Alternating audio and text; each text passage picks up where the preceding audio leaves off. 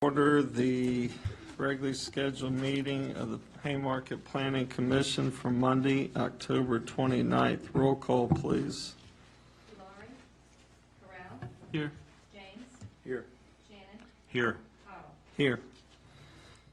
All right, if we could all please stand, pledge allegiance to the flag, and remain standing for a moment of silence.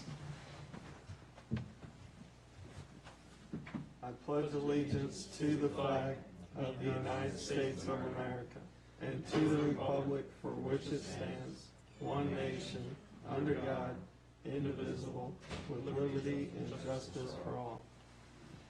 During the moment of silence, if we could please remember the horrific shooting that took place in Pittsburgh over the weekend.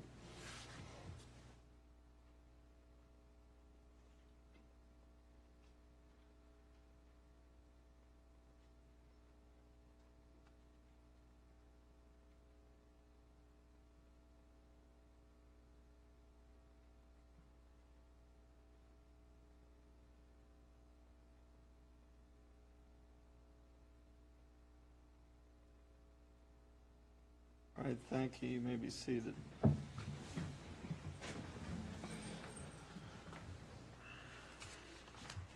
right, first item of business tonight is the public hearing. We have two.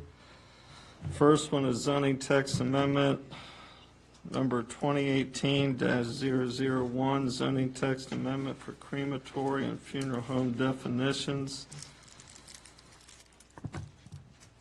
So Emily, you're up. At this time, I'd like to invite up the applicant to present the application to the Planning Commission, say their remarks, and then Chairman, have you open it to the public for public Okay. comment. All right, thank you.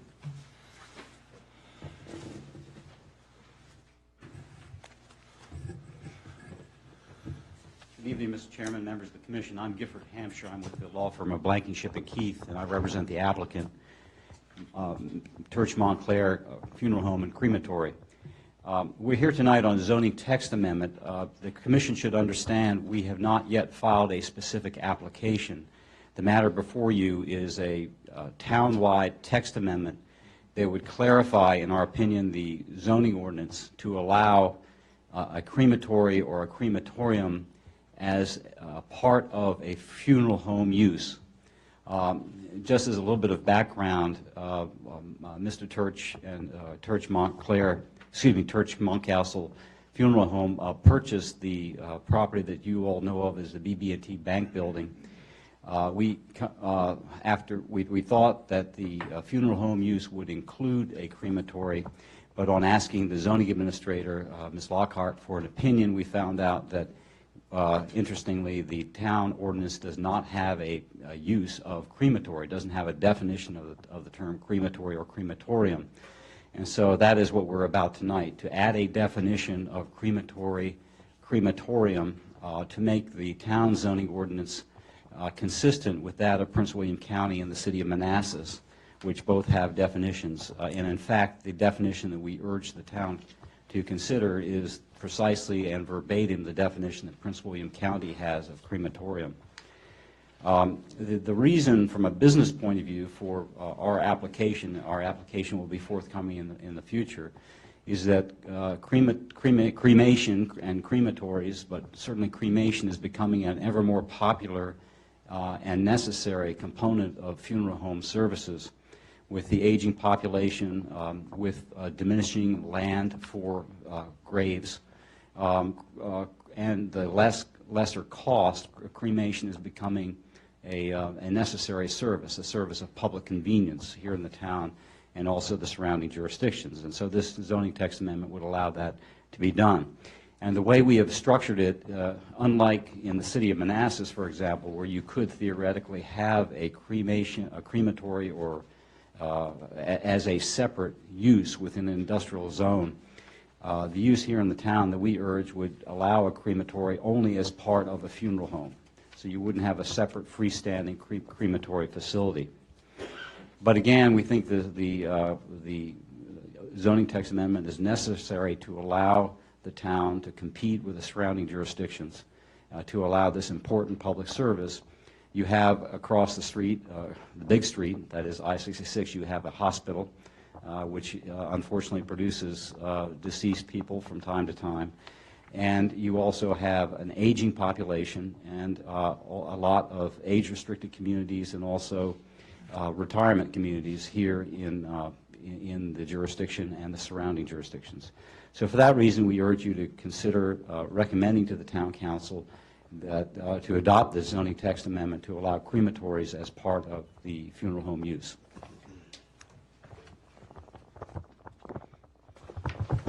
All right, thank you, sir. Appreciate it.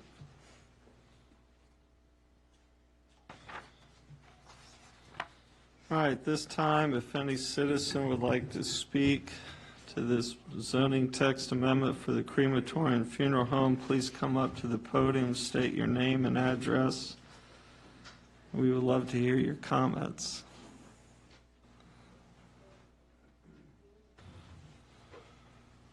Good evening. My name is Michael Turch, and I'm the applicant here. Really why it matters to families in the death care, I run Mountcastle Church Life Celebration Homes, and as part of the death care industry, cremation is a part of that business. And what matters to families are three things. Where's it done? May I see it? And how do I know these are my loved ones' ashes? So by incorporating, by being able to have a crematory directly on site, it enables us to answer those questions. It eliminates the doubt as to how do I know these are my loved ones' ashes. Cremations are, I've operated them. I'm a lifelong resident of Prince William County. I've operated Mountcastle Church Life Celebration Homes on the other end of the county for 27 years. If you were to drive by the building, they're odorless, they're colorless. There's no smell, there's no noise. If you were to drive by, you wouldn't know a cremation was taking place. So in any event, I just wanted to just clarify a little bit of that's why it's important to us. Again, because to families, to our families that we serve, where's it done? May I see where it's done? And that lets them know that this is their loved one that they're receiving back. So, thank you. All right, thank you.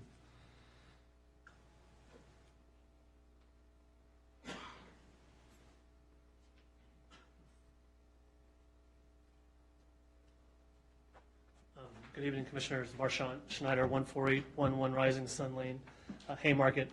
I'm here in general support of adding crematorium use to the zoning ordinance, but do have a concern about having the definition changed to where it would apply to all commercial districts. In 2013, Cliff Blasius has also submitted a zoning text amendment with the definition to include crematorium use in the B1 zoning district.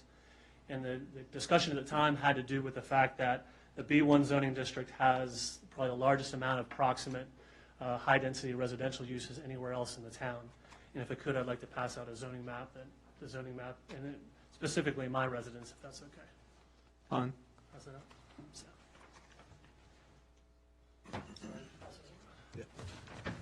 Thank you.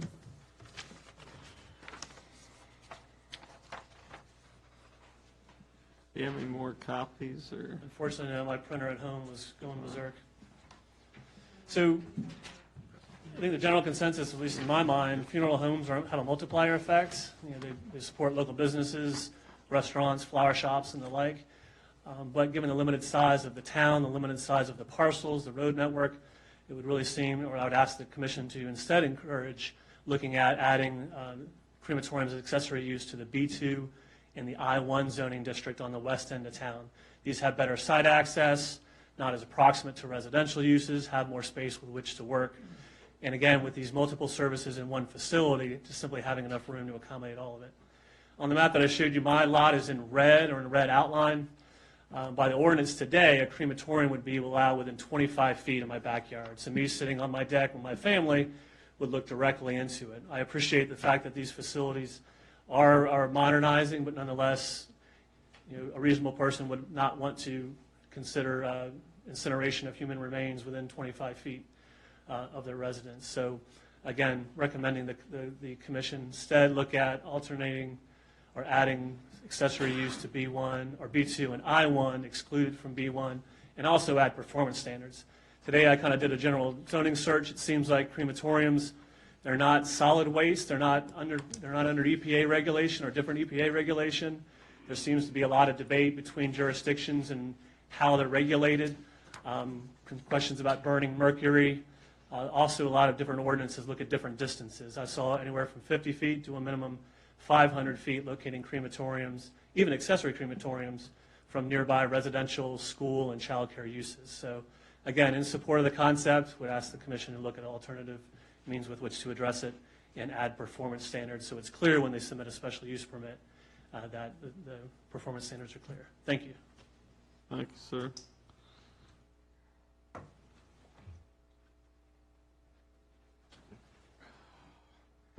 Bob Weir, 6853 St. Paul Drive. In the interest of brevity, and since I can't really speak tonight, I'll associate myself with Marchand's comments almost in their entirety, but I would just point out a few other things. I don't have a real issue with the addition of a definition of a crematory to the ordinance. However, including the crematory within the definition of a funeral home is inconsistent with that in most surrounding jurisdictions, and particularly Prince William County. If you look at the Prince William County definition of a funeral home, it has language for the preparation of bodies for cremation, but it does not include an affiliation with an actual crematory. It's done as a separate function, a separate use that's delineated clearly from the funeral home.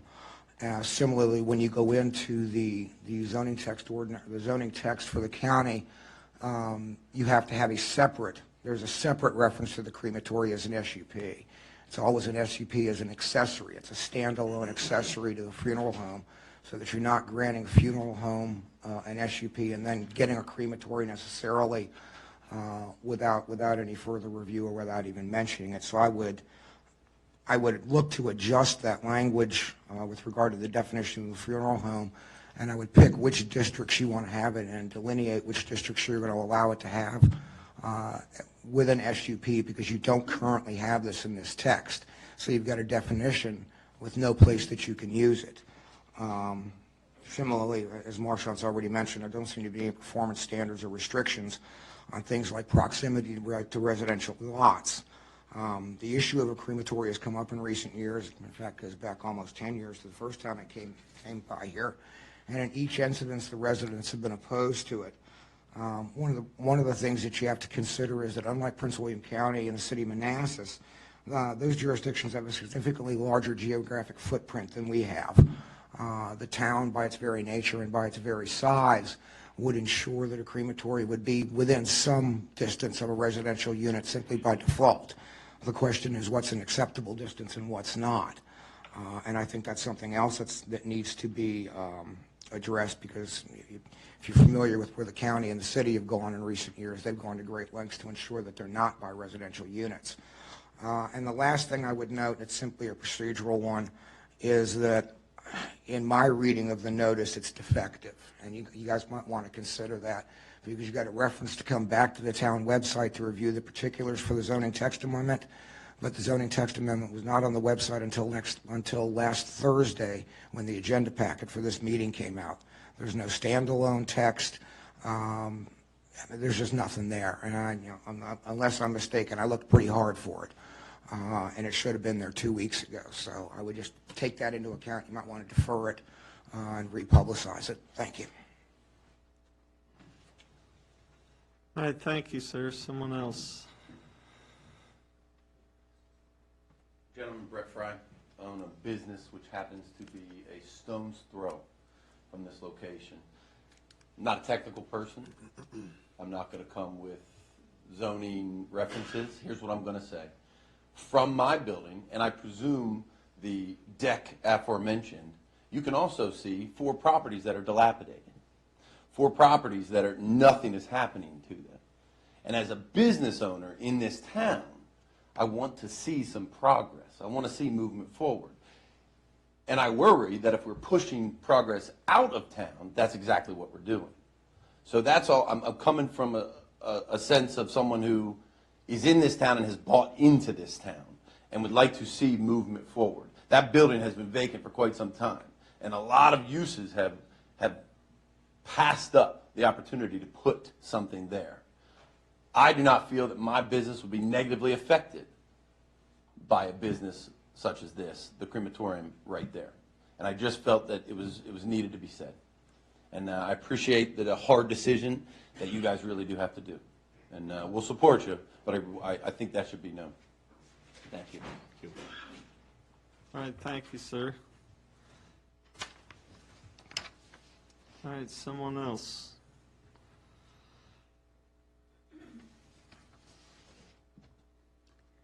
Dottie Leonard, 14801 Washington Street. I can tell you from the history of this town that slightly more than a block from this property was the historic funeral home, Mr. Watts's property. Most of you know about Mr. Watts, who passed away waiting for a decent zoning to come on his property. It had been the historic funeral home of the town. I'm not necessarily in favor of a crematorium, but I know that they're in every funeral home that I've been to in the last 15 or 20 years. They do allow them. It is common for people who choose to do it that way for economic reasons or just whatever reason they choose. Everyone has the right, and I don't believe in infringing on other people's property rights or any other rights. We're all entitled to our rights. So I would say this property is, I agree with the gentleman who just finished speaking.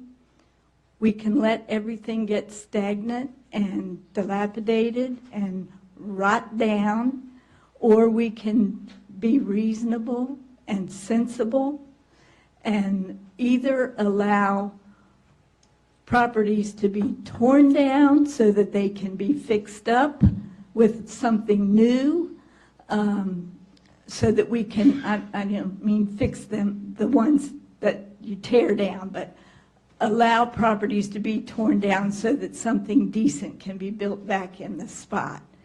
This is a building that has been vacant for a long time. I can't imagine that he would have any more transportation issues or parking issues than what is already there. It looks like it could go on and people would hardly know it. I had taken Mr. Watts an offer from a funeral home in the past, thinking it would be a wise use on a property that had already been that historically. And the very voices that were up here opposing that a few minutes ago are the very voices that opposed it for Mr. Watts. It doesn't make sense. It's a perfect use of that building. There's a way to go in and out from onto more than one street. They can come in and out on Washington Street, in and out on Madison Street, and then feed onto Washington. It makes perfect sense. Traffic-wise, it makes perfect sense that it uses a building and provides a necessary use in our town that would be sitting there vacant, or not allow people to have a funeral home close by. Most of you know my husband passed away 8 years ago. I would have loved to have just been able to have the funeral be right up the street. So I'm going to say I'm in favor of it. The other thing I'm sorry to say I heard is that Mr. Snyder actually recommended it to be done in the B2 zoning, which is where his favorite applicant, who's already gotten pushed through and everybody else gets pushed down.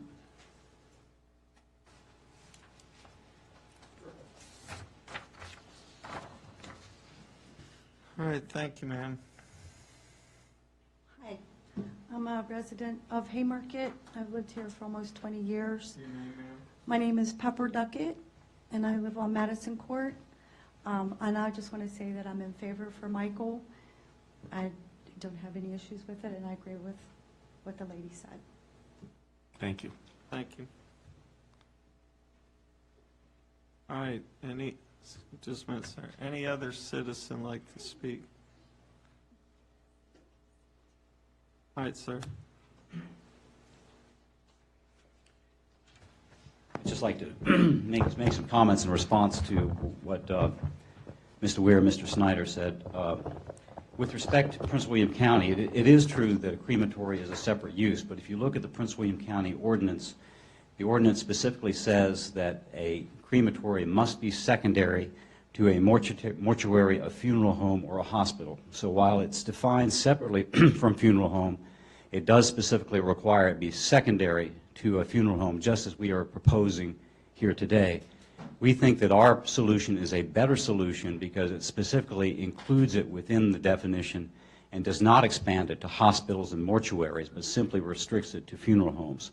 With respect to standards, it might be nice to create some objective standards, but I don't think it's necessary because the whole purpose of doing this by special use permit is to enable the town council and the planning commission to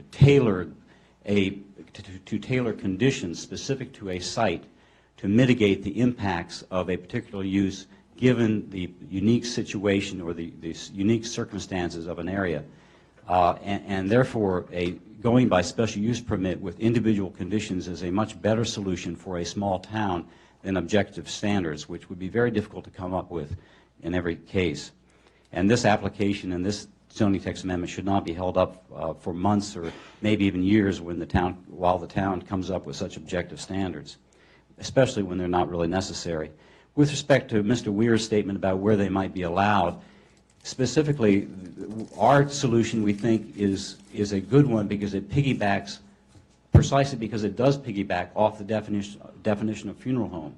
Where the town council has deemed to allow funeral homes, by creating this definition, it would also allow crematories. But the important point is the town council has not deemed to allow funeral homes or crematories in every case. They are special uses. They are special uses which the town council has discretion not to allow, has a lot of legislative discretion not to allow. So it's by special use permit, and there's no requirement. It calls for a case-by-case determination of whether it should be allowed at all, and if it is allowed, under what conditions it should be allowed to mitigate the impacts. The issue with respect to the B1 district specifically is whether or not in a given case the conditions are fashioned that mitigate the impacts of the use. Because again, funeral homes are currently allowed in the B1 district, and I think they're allowed in other districts, but they're only allowed by special use permit. So what are the conditions in any given case that are necessary to mitigate the impacts? As I said, we don't have an application yet, but when we submit it, we think the council and the planning commission will agree with us that that our plan, which is already formulated, I've got 15 copies of it right here that I haven't submitted yet, but our plan, which has been engineered, does a really good job of showing the council and the planning commission how the impacts are going to be, how the impacts are going to be mitigated in terms of traffic, access, buffering, screening, and with respect to the location of the crematory away from the residences behind. And finally, with respect to the 2013 case, it was a different time and it was a very different property. That property, as the commission may know, is vacant, and it's still vacant. It's raw land. And it backed up to two very significant subdivisions in the back. By contrast, our property, although it's not before the Planning Commission now, is already developed. It has a commercial establishment on it. It is already zoned. It is already developed. It already has utilities. And our use would honor the comprehensive plan of repurposing that use rather than allowing it to sit vacant, which Ms. Larson already talked to. So we urge the council, we urge the Planning Commission to recommend to the council that this zoning text amendment be adopted as it's written. All right, thank you, sir. Any other citizen like to speak on this zoning text amendment? All right, seeing none, we will close the public hearing on ZTA 2018-001. All right, discussion.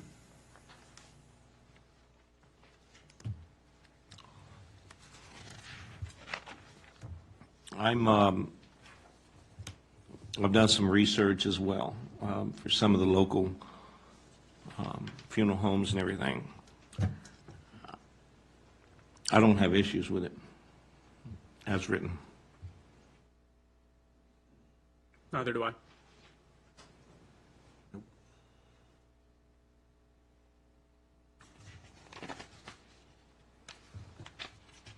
And Emily, what are your thoughts? I mean, you have a recommendation in here for us.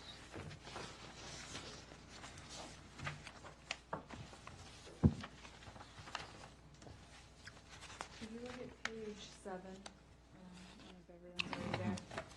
That's where I have my recommendations to hear all public comments and have the commission discuss any that are brought up, and we ensure that we fully address them. You all state that you don't have any issues with it as written. It does follow closely with Prince William County's zoning ordinance. I worked with the applicant to address that.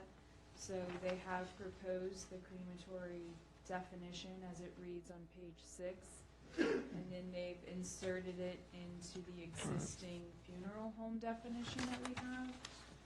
And here it states that it is an accessory activity, so therefore it can't be a standalone use. That does follow closely with what our surrounding county has done, so I think this is a very appropriate housekeeping type item to pass through. In addition, as it was stated by the applicant and some of the public, the council and the planning commission have discretion when the time comes that an application is put forth. In our ordinance, in the B1, the B2, and the I1, a funeral home is a special use permit, so this is where it'll fall under. The crematory would be a part of that, only secondary as an accessory use. So it will always come back to planning commission for recommendation to council and council's final decision. So I think at this point it is a housekeeping type matter, and that with the definition aligning with the county, and if planning commission doesn't have any further concerns that they want to address based on the public comments, then we can certainly come up with a draft motion if the commission is ready.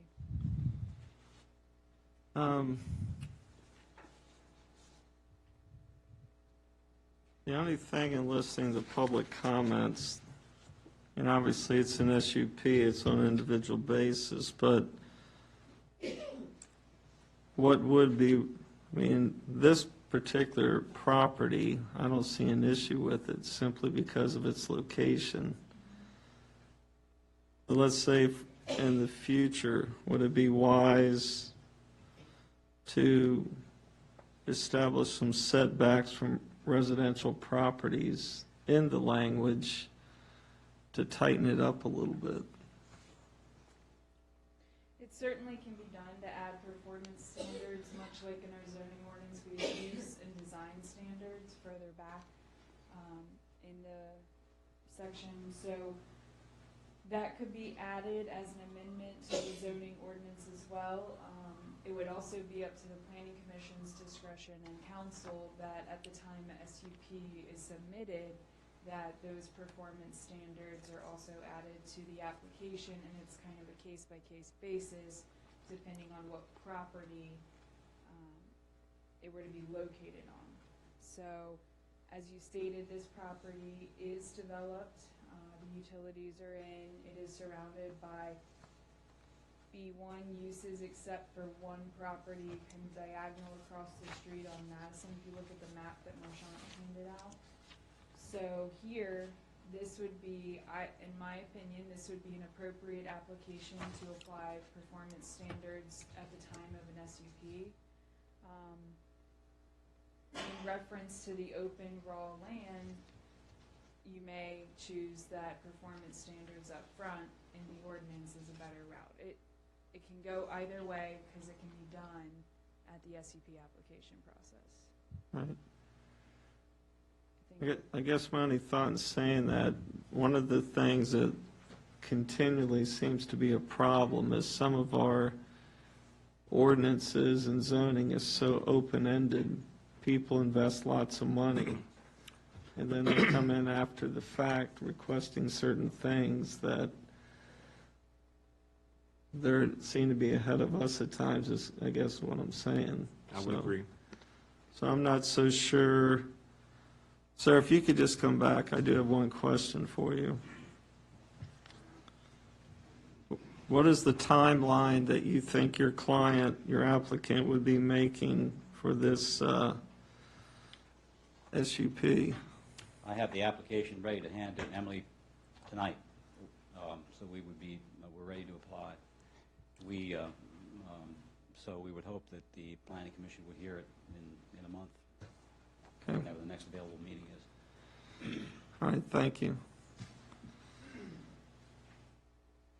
Our next meeting's the 19th of November, correct? We could get it on the agenda then, and give us time to put in some comments. I don't have a problem with it in that current location. I just think going forward, I understand different properties SUP, however, might be a good idea to take some of these public comments and kind of look at them. I don't see any harm where we could act on it next meeting.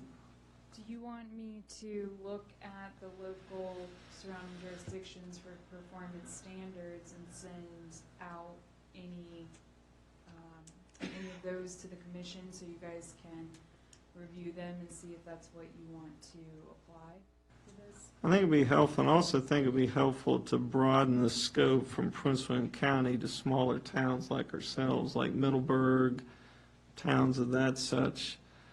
Because most funeral homes in most small towns are right smack dab in the middle of residential neighborhoods. And I have a nephew who's a funeral home owner in Pennsylvania, and right next to their crematory is residential. You walk out of the parking lot across the little grass strip and you're in somebody's home. And they are non-invasive.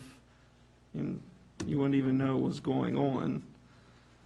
But given the fact that we had people ask questions, I think just to do due diligence and look at, I don't see we're waiting 4 weeks or 3.5 weeks is hurting the applicant. I think gives us time just to kind of consider, would be my recommendation.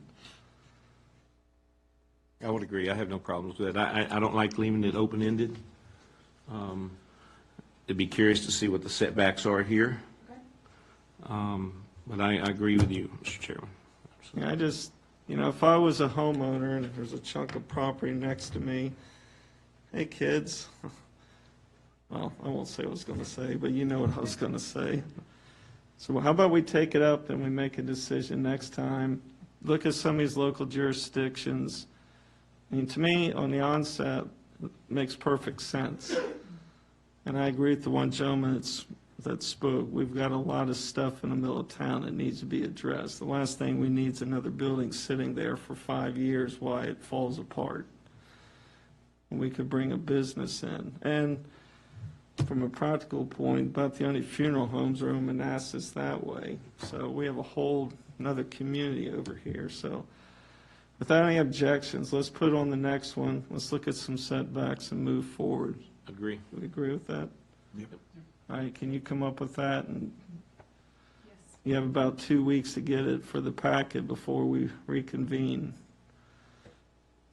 I appreciate you and your applicant taking time. Thank you. And also appreciate the citizens' comments. All right, let's move on. SUP number 2018-009, McDonald's drive-through lane special use permit. Emily? So this application is for the existing McDonald's drive-through located at 6740 Leeberry Way. I assume you guys are all very familiar with the site and maybe even all the traffic on the weekends and even weeknights. So this application is in an effort to better the site for traffic flow, safety across the site, and then to get people off of Washington Street, out of Lee Berry Way where it backs up currently because of the drive-through. So tonight we have with us Jonathan Ritchie. He's here representing the application. He's gonna give a small presentation with a display on how the site will change with the second drive-through added in. In my staff report, you will see I have a couple of concerns based on the way the second lane is added in. You can see on the maps in your packet how this will affect the parking spaces if it were to stack out into the drive aisle. So I want us to discuss that in detail, and hopefully we can have some questions answered there from the engineer. So those are my major concerns, is if the two lanes are stacked completely, how do the cars back out of the parking spaces on either side? Does it cause more congestion? So with that, Chairman, I'd like to ask Yes, ma'am, the sir. applicant to come up.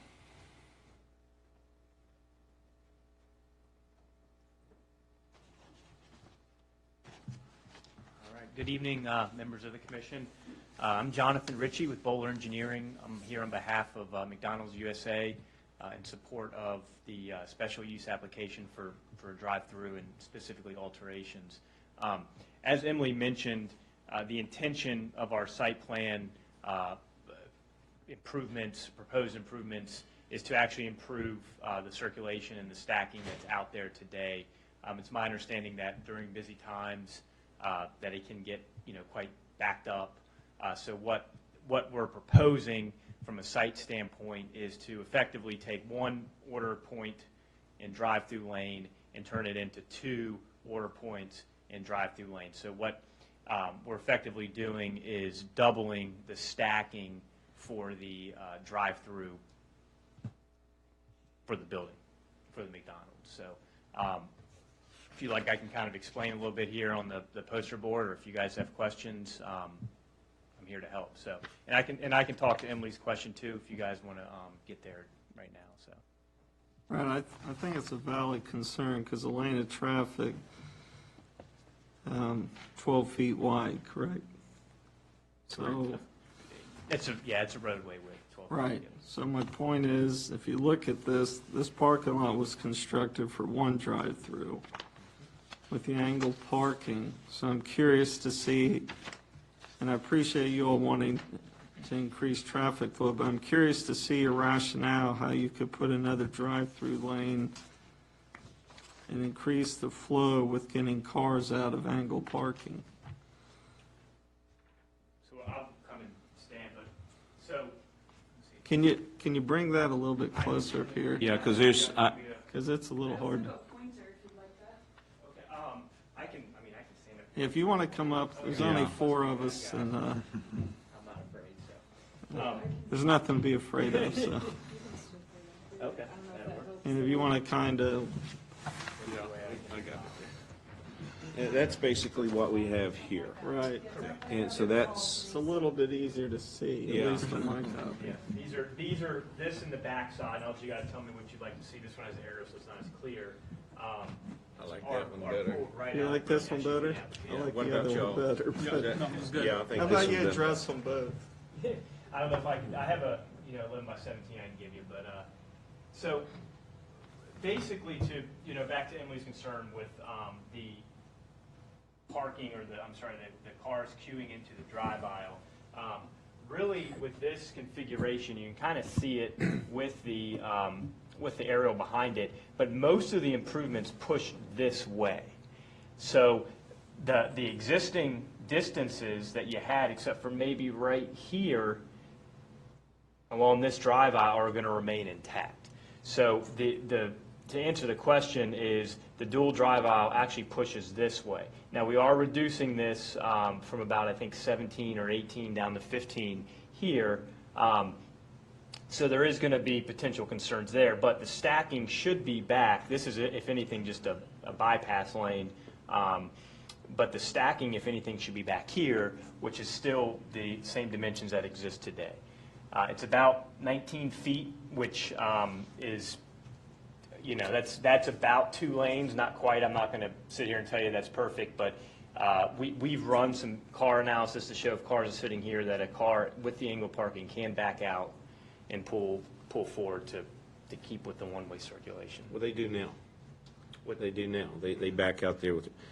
My concern is those 6 parking places down at the end. That would be my major concern right there.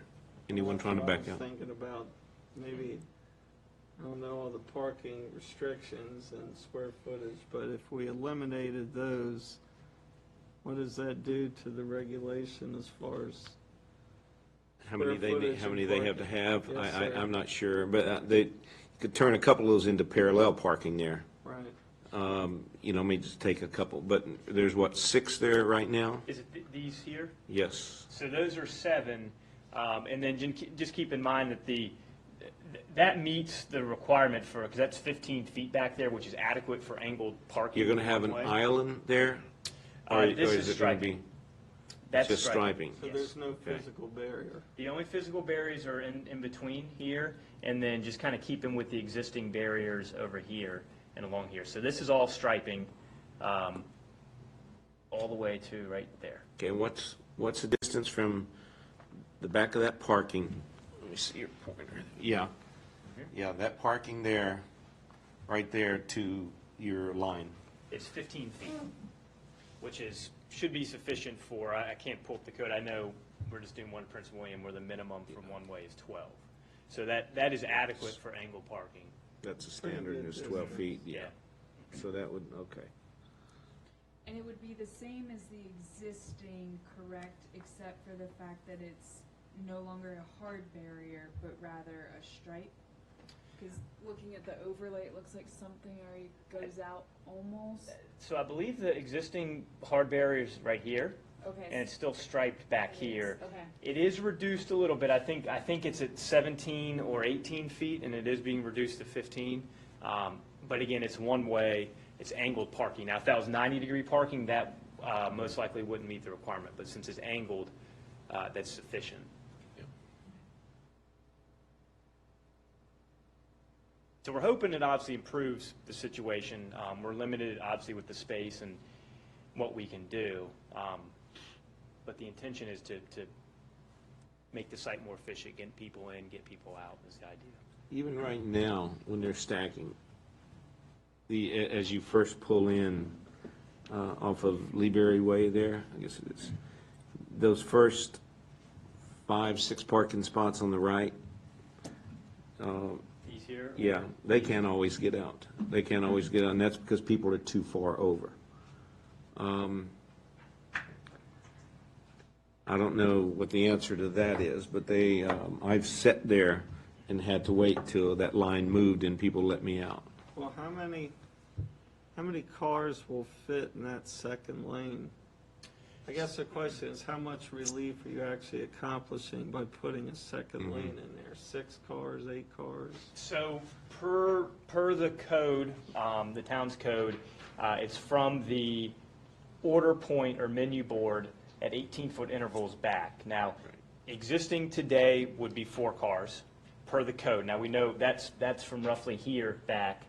You can fit another 4 or 5 here, but basically we're doubling it. You get 4 here and then another 4 here. Now, if you look at it and don't go quite by the code, both of these you can get almost make it 5, like the car will just kind of stick out there. So I'd like to say we're going from 4 to 10, but by the code we're going from 4 to 8, basically. And we go by the code, Yes.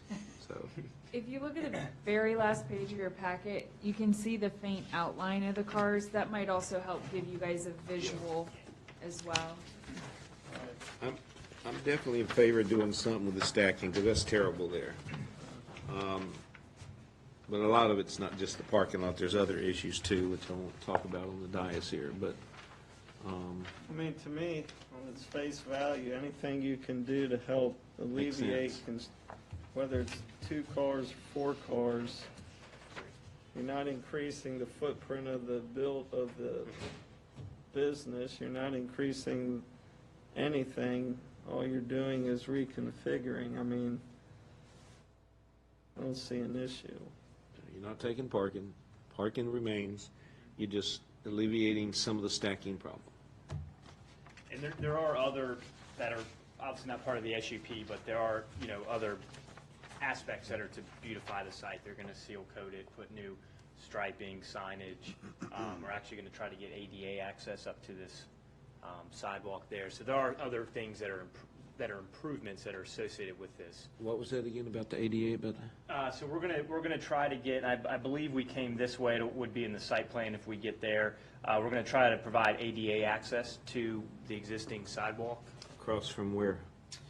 So right now we're looking at possibly back here, but I think we're actually gonna come this way to. It's going to be interesting that way with the entrance. Yeah. That's not going to fly with VDOT, I can tell you. I think that's really dangerous. It would not, yeah. The opposite end up there, yeah, but that's not going to fly down by the entrance. And that would be part of the site plan, if we can get to work, because we know there's a pretty good grade differential there too. So we've looked at it just from an engineering to meet ADA regulations. Is pretty tough, so. Sure. I like the concept, especially opening that up too for ADA, because right now it can be treacherous getting out of there I believe to that sidewalk. So I think that's a good thing. Again, just my simple mind, you're not losing any parking, and you're taking care of the stacking issue somewhat. Still going to be issues depending on the time of the day, but you're alleviating a lot. To me, it's kind of a no-brainer. Yeah. Yeah, and the McDonald's down on Route 29 by the, what is it, Advanced Auto Parts or whatever, has the dual lane thing. Yep. And it works. The only time is like if the car in the other lane maybe finish their order after you, but they end up in front of you, and, Yeah. that's just a different problem. Yeah. Can't Chick-fil-A, same thing. Can't really So, do much about that. yep, a good point, so. All right, well, thank you. Thank you.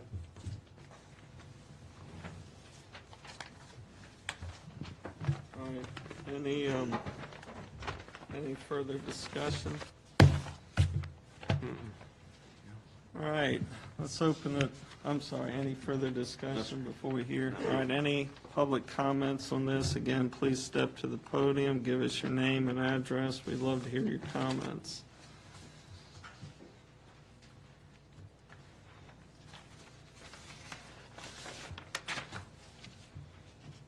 Dottie Leonard, 14801 Washington Street. I go through that McDonald's line. I can't wait for them to get approval for that.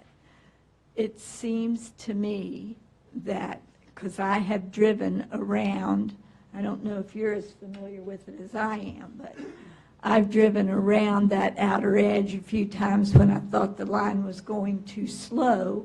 I just said, oh, well, I'm going to drive around them and get out and go in and place my order. And I've had to do that when they were taking too long. So I know there's room for another car to go around there.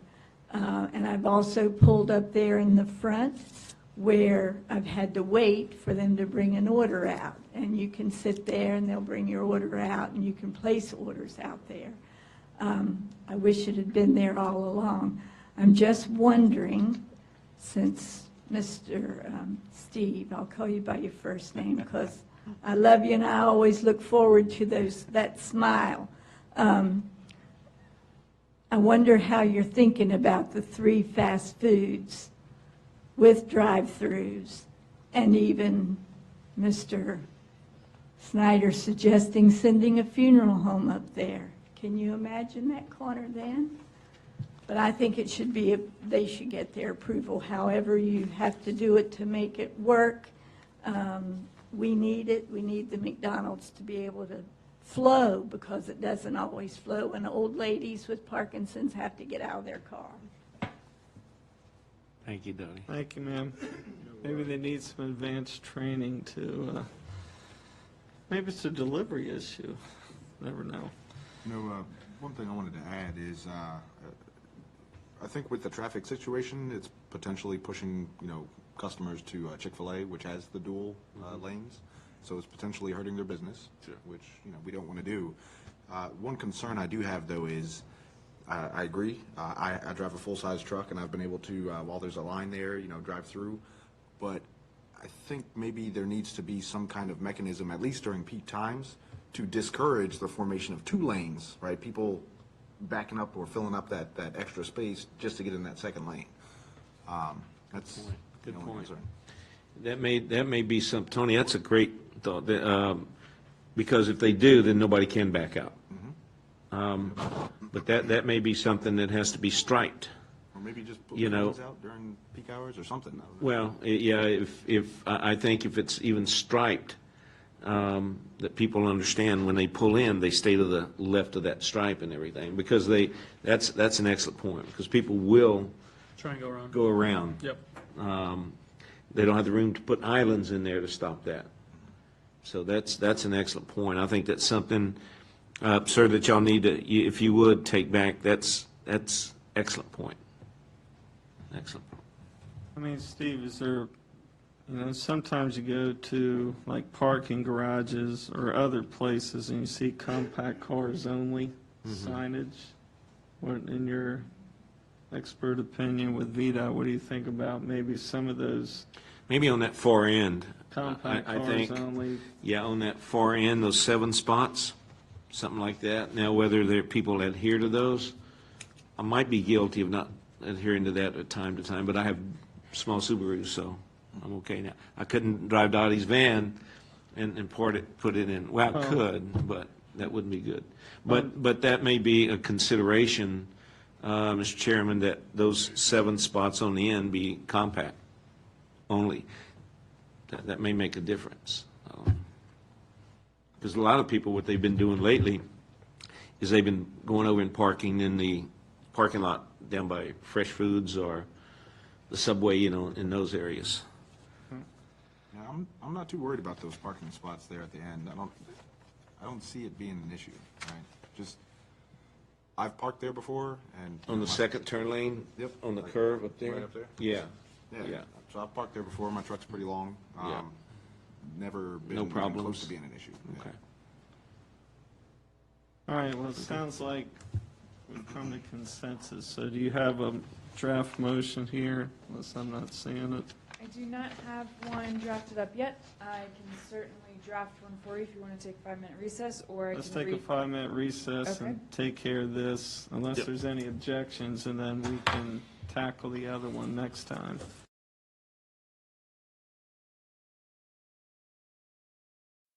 All right, the town planner came up with the draft motion. Who would like to read it? We'll let you read it, since you're closest.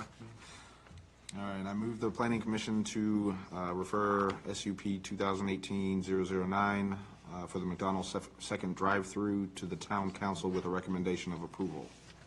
Do we have a second? Second. All right, any discussion? All right, all in favor, say aye. Aye. All opposed? All right, motion carries. Thank you. Do we have a timeline when they're looking at doing this, or, I meant to ask you. Well, I mean, basically, we can talk to McDonald's and see if they're comfortable submitting the site plan concurrently, but we need to go to. Okay, well, Emily, a brief, 'cause I'm just curious. So they're ready to go as soon as we get the SUP approved. Okay, Pretty quickly. thank you. I would say if they get the approval, we have to put it up for a public hearing with the council. You could see the site plan December, and then they could be approved, ready to go first of the year. Super. Thank you. These things are pretty quick. They're in and out in 60 Yeah. days, 90 days. It's not long. So. It's not major renovation or anything, so, thank you.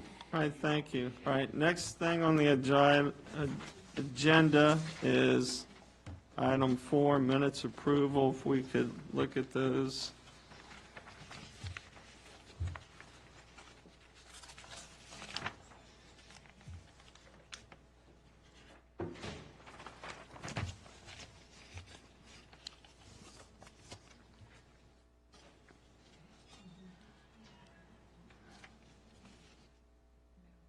All right, does anybody have any issues with the minutes from our last meeting, September 17th?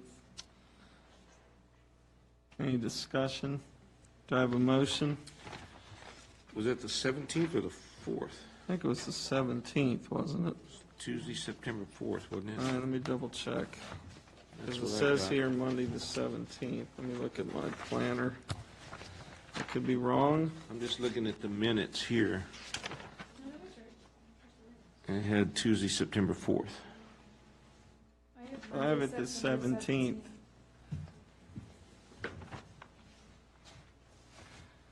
Because we had changed it. You're right. I was just testing you. Are we good? I do have a motion that we approve. No, are we good? I'm good, Okay. good, yeah. I'm just testing you. All right. Did we pass? You passed. I failed. There's no failure here. You're a public servant, so hey, my hat goes off to you. All right, do we have a motion? I motion, Mr. Chairman, that we approve the regular meeting minutes from the Planning Commission meeting from September 17, 2018. All right, do I have a second? Second. All right, any discussion? All right, all in favor, say aye. Aye. All opposed? All right, carries. All right, Emily, agenda items, do you have any other comments on these two, the ZTA and the SUP? Nope, I will work on the request for the performance standards from the surrounding towns, and that's all I have. All right, old business? The trash cans are at the park, the bike rack's at the park, and I'm working with interested sponsor for our playground, and I've gotten a cost update that took it from roughly $52,000. We put the wood chips in, it takes it down $30,000, so we're looking right around $25,000 for the playground equipment and to do that. So I'm working on a plan that we can present to the town council for approval, and I'm also working on a grant application and then our sponsorship. So that's moving along nicely, and that's about all I have. We have some active projects that'll be coming in very soon for you guys. All right, yeah, the trash cans look awesome up there. You did a great job. That whole area, those little touches go a long ways. Do you think it's reasonable that we could see this playground by Spring? December? December I think will be a little soon. Well, I mean, all the paperwork Oh, and all yes, that. I'm not saying absolutely. completion, but where we could announce that So coming my- soon. My goal is to give the final kind of plan to you guys to say, yes, the planning commission would like for you to present this to the town council in December at our December 3rd meeting. So I want to present that to you guys November 19th. And then with the assistance of our council liaison, Steve, I would like to present that at the December 3rd meeting for council to give an okay and allow us to move forward, or if they have questions, I can work on answering those, so that just after the first of the year, we can go to purchase and then hopefully have it built out just in time for the good weather for the kids to go play. That'd be awesome. And the only other thing I have about that property, that the church that has all those gas cans stacked up behind that building, there's probably 9 or 10 gas cans. Behind with- our town structure right with- now. With fluids in them, and Yes, I will have the chief remove those. That was for Haymarket Day, Right. and we haven't moved them yet, so yeah, we'll have so that. those of us that look out and see 10, plus it's a Yes. fire hazard, some kid come through there, that could get ugly real quick. Yes, I will have chief take care of that Okay. tomorrow, first thing. And since we announced it, you might want to radio somebody tonight, because there's a lot of stuff back there. Okay. I was going to move them, but frankly, I didn't know where to put them.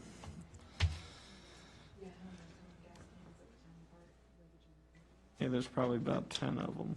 Okay. At least a couple of them are pretty much full.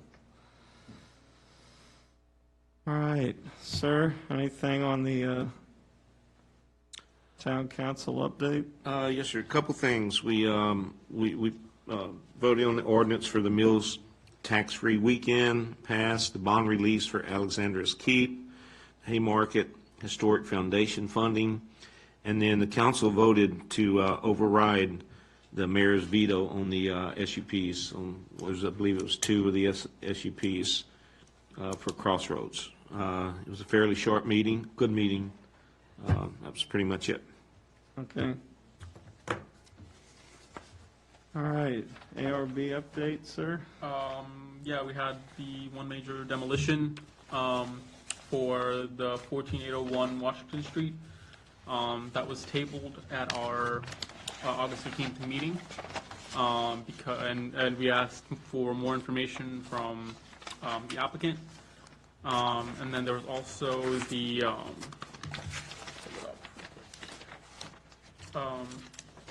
we talked about the racks, and we agreed on the racks, and that they would be okay, and then decided which racks we would do for the bike racks for over there, as well as talked about the Emily getting us more information about grants for the Virginia Love Sign.